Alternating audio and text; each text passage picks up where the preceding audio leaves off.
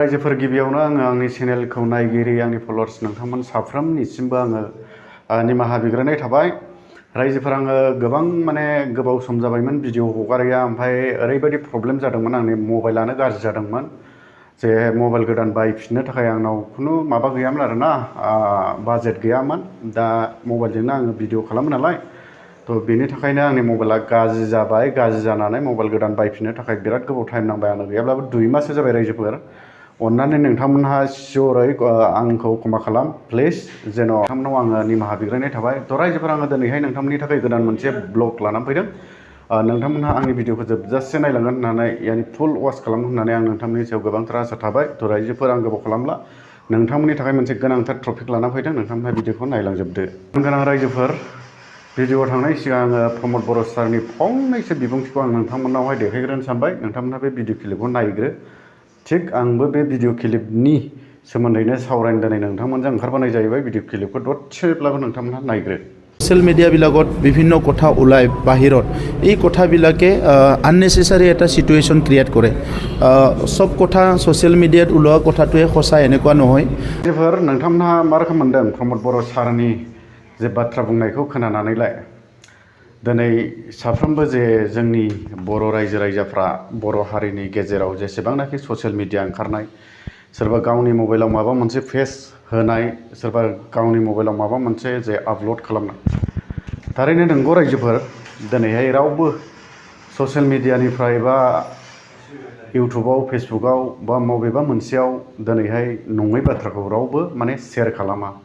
दिनैहाय बर' समाजनि गेजेराव जे बाथ्राखौ नुदों आरो बर' समाजा बबे लामाजों आगान सुरलांदों, दिनै बे बाथ्राखौसो ससियेल मिडियायावबो मोनसे जायनाखि इउटुबार्सफोर जों बायदि जे ससियेल मिडियानि मानसि बिसोरो शेयार खालामो, बा सोरबाया गावनि मेगनजों नुनाय जे गाज्रि सोलिथाय समस्याखौ नुनानै शेयार खालामो।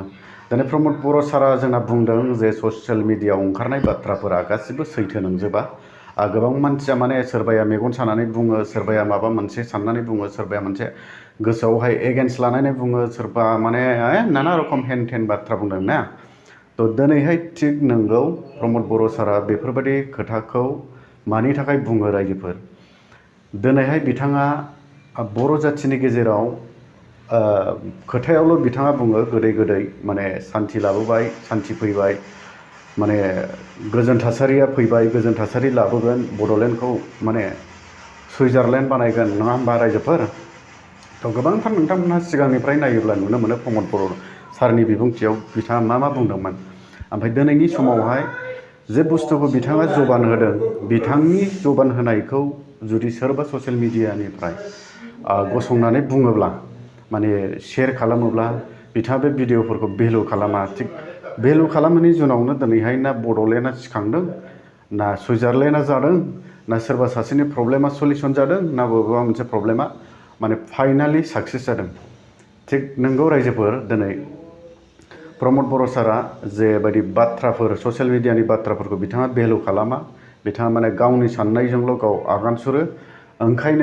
बेनिखायनो दिनैहाय जोंनि बड'लेण्डआवहाय गोबांथार दिनैसिमावबो दासिमावबो सोरबा जिनाहारिजों थैनाय, सोरबा माबा जानानै थैनाय, सोरबा सोरखौबा लानानै खारनाय, अबेबा मोनसेया दिनैहाय खुनु कमप्लिट जायाखै, बा सोरबा सोरबा एक्स एनडिबिआ जेलनिफ्राय गवाखै, सोरबा एक्स एनडिबिनि केसा दिनैसिमावबो जोबाखै, सोरबा एक्स एनडिबिआ दिनैसिमावबो रिहेबिलिटेसन मोनाखै।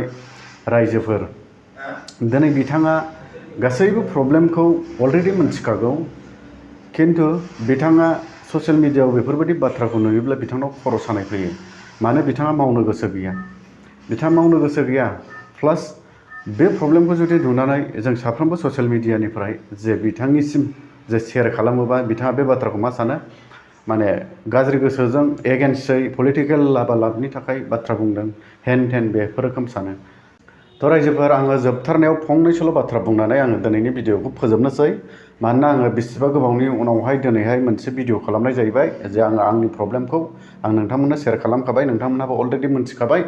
थ' बेनिखायनो उननि समावबो नोंथांमोनहा आंखौ फल' खालामलांबाय थादो, जे दिनैनिफ्राय आङो क्लियार दैलि भिडिअ हगारनाय जासिगोन। जोबथारनायाव आं बेखौल' बुंनो सानदों जे प्रमद बर' सारा फैबाय थानाय 2025नि इलेक्सनावहाय जुदि देरहानो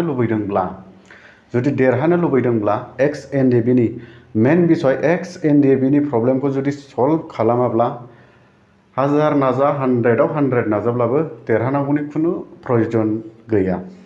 तो आंनिफ्राय बेनो लास्टआवहाय जुदि एक्स एनडिएफबि नि प्रब्लेमखौ सल्भ खालामनानै होआब्ला 2025 नि इलेक्शननि सिगां प्रमद बर' सारा जेसेबां नाजा 100आव 100 नाजा अब्लाबो देरहानांगौनि खुनु प्रयोजन गैया। दिनैनि दिनाव नंगौ सोरबाया थाखा फैसानि सोरबाया लाबालाबनि थाखाय इउपिपिएलआव जगदान जादों, जों बेखौ नंखाय बुंनो हाया, जगदान जादों। किन्तु मानि थाखाय जगदान जादों प्रमद बर' साराबो बेफोरखौ माथा मारिनाया गाहाम। आङो जोबथारनायाव बे बाथ्राखौ बुंबाय, जुदि प्रमद बर' सारा इउपिपिएलखौ 50 बोसोर जुदि सरकाराव लाबाय थानो गोसो जादोंब्ला मेन दफा एक्स एनडिएफबि नि जेलाव थानाय एक्स एनडिएफबि खौ रिसेन्टलि बिथांमोनहा बख'नांगौ आरो थाबोनाय जे बाखि थालांनाय रिहेबिलिटेसन होनो गोनां एक्स एनडिएफबि नो बिथांमोनहा बेखौ कमप्लिट खालामना होनांगौ। 100आव 100 इउपिपिएलआ देरहागोन। नाथाय जुदि बे प्रब्लेमखौ मावफुंनानै होआब्ला लाब गैया। तो रायजोफोर, आंनि गुसुं भिडिअखौ नोंथांमोनहा माबायदि मोनदों? मोजां मोनदोंबा मोनसे लाइक खालामना गालांदो आरो मोजां मोनाखैब्ला नोंथांमोननि खोथा। तो बे भिडिअखौ आङो एसेयावनो दोनथ'नाय जाबाय रायजोफोर। Thank you, bye bye.